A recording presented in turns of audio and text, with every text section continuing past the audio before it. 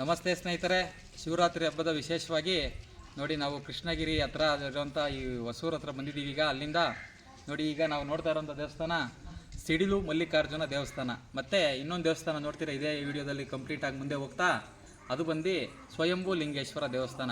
ತುಂಬ ಪ್ರತೀತಿ ಇರುವಂಥ ದೇವಸ್ಥಾನ ನೋಡಿ, 1200 ವರ್ಷ ಹಳೆಯ ದೇವಸ್ಥಾನ. ಇನ್ನೊಂದು ದೇವಸ್ಥಾನ ಏನು ನೋಡ್ತೀರಾ, ಉದ್ಭವ ಶಿವಲಿಂಗೇಶ್ವರ ದೇವಸ್ಥಾನ, ಅದು 400-500 ವರ್ಷದ್ದು ಹಳೆ ದೇವಸ್ಥಾನ.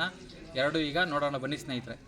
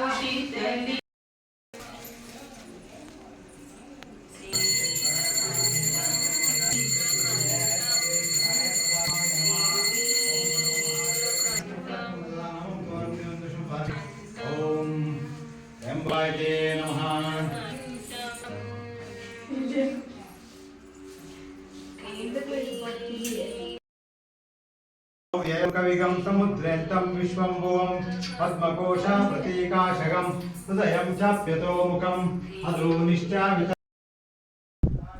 ಸಿಡಿಲು ಮಲ್ಲಿಕಾರ್ಜುನ ದೇವಾಲಯ ನೋಡಿ, ಸಿಡಿಲು ಹೊಡೆದಾಗ ಗೋಪುರ ಒಂದು ಅಡಿ ಕೆಳಗೆ ಬಂದಿದೆ ಅಂತೆ, ಅದಕ್ಕೆ ಕಬ್ಬಣ ಇಟ್ಟಿದ್ದಾರೆ ಅಂತ ಪುರೋಹಿತರು ಹೇಳಿದ್ರು. 12 ವರ್ಷಕ್ಕೊಂದು ಸರಿ ಸಿಡಿಲು ಹೊಡೆಯುತ್ತಂತೆ.